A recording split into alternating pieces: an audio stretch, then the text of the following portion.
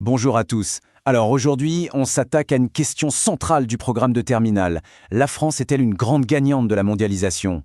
Ou au contraire, est-ce qu'elle en subit les effets négatifs? On va analyser ensemble comment les territoires français se transforment, se recomposent sous l'effet des dynamiques mondiales et européennes. C'est vraiment un chapitre clé, un chapitre bilan absolument essentiel pour le bac. Il faut bien comprendre les forces, mais aussi les faiblesses de la France dans ce grand jeu mondial. Voici la problématique qui va nous guider, notre fil rouge. En gros, on va se demander comment cette intégration dans la mondialisation, qui est à la fois choisie et subie, redessine concrètement la carte de France. Et vous allez voir, elle crée des gagnants et elle crée aussi des perdants. C'est une question type du bac, donc ça exige une réponse qui soit nuancée et très bien structurée.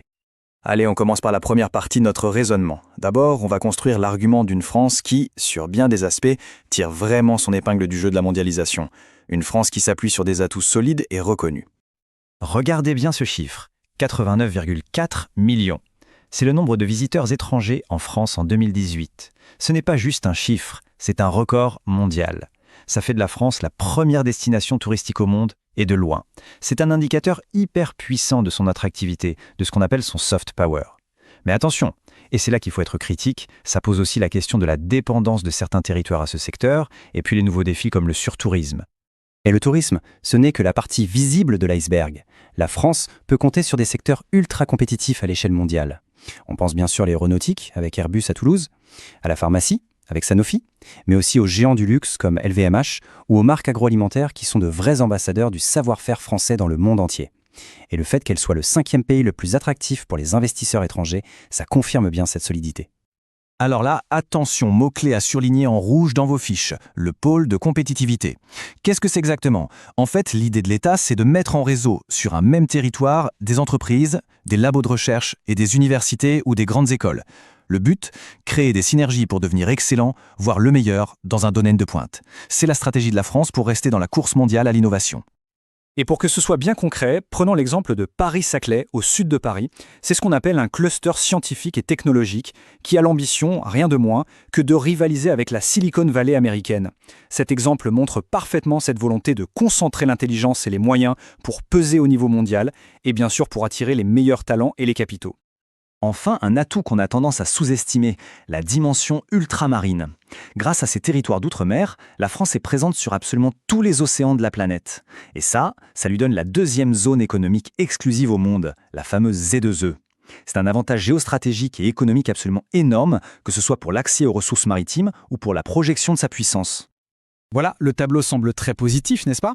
On pourrait se dire que la France est une grande gagnante. Mais la géographie nous apprend à toujours nuancer, à toujours regarder derrière les apparences.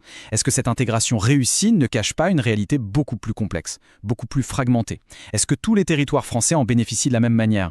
C'est la question qui nous fait basculer dans notre deuxième partie. On aborde maintenant l'antithèse de notre raisonnement, le revers de la médaille.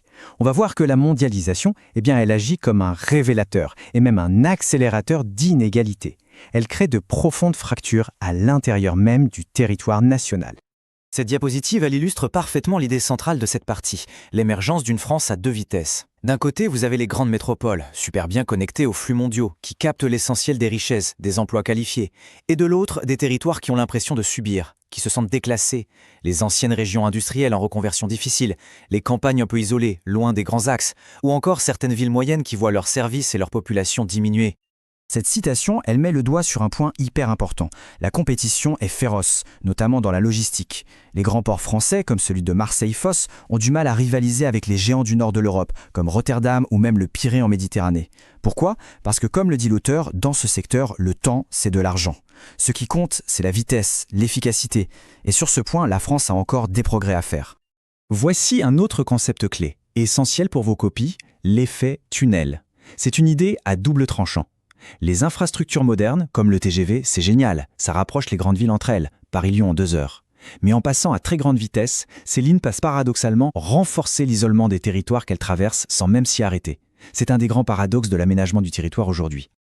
Ces chiffres ne sont pas juste des statistiques froides, ils sont la traduction concrète, sur le terrain, de cette intégration très inégale à la mondialisation. Les Hauts-de-France, qui portent encore les cicatrices de la désindustrialisation, contrastent très fortement avec le dynamisme des Pays de la Loire par exemple. D'un côté, des régions qui gagnent, de l'autre, des territoires qui luttent. Et là, un conseil méthode absolument crucial pour le bac. Face à un document comme ce graphique, il ne suffit pas de dire « on voit que le chômage est plus élevé ici que là ». Ça, c'est de la description. Ce qu'on attend de vous, c'est d'expliquer pourquoi. Pourquoi ces différences? Il faut mobiliser vos connaissances sur l'histoire industrielle, sur les dynamiques des métropoles, sur les politiques publiques, pour donner du sens aux chiffres. C'est ça, raisonner en géographe. Bon, nous avons vu les atouts, puis les fractures. La thèse, l'antithèse. Il est temps maintenant de faire la synthèse dans notre conclusion pour arriver à un bilan nuancé, ce qui est vraiment attendu de vous dans une bonne composition.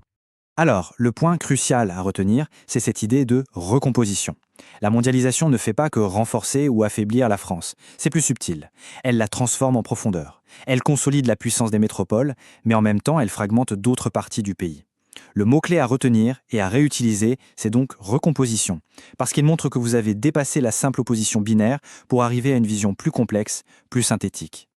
Finalement, tout ce qu'on vient de faire ensemble, c'est exactement la démonstration des compétences attendues au bac. Structurer sa pensée avec un plan dialectique, naviguer entre les échelles, du local au mondial, critiquer les sources, ne pas tout prendre pour argent comptant. Et bien sûr, mobiliser en vocabulaire géographique précis et juste. Ce sont vraiment ces clés qui feront la différence dans votre copie. Maîtrisez-les et vous serez sur la bonne voie.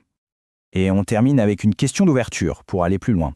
Face à cette fragmentation croissante, la question de la cohésion des territoires, c'est-à-dire de la solidarité entre les régions riches et celles qui sont en difficulté, n'est-elle pas devenue finalement le grand enjeu politique et citoyen pour la France de demain? C'est une excellente question pour une ouverture dans votre composition.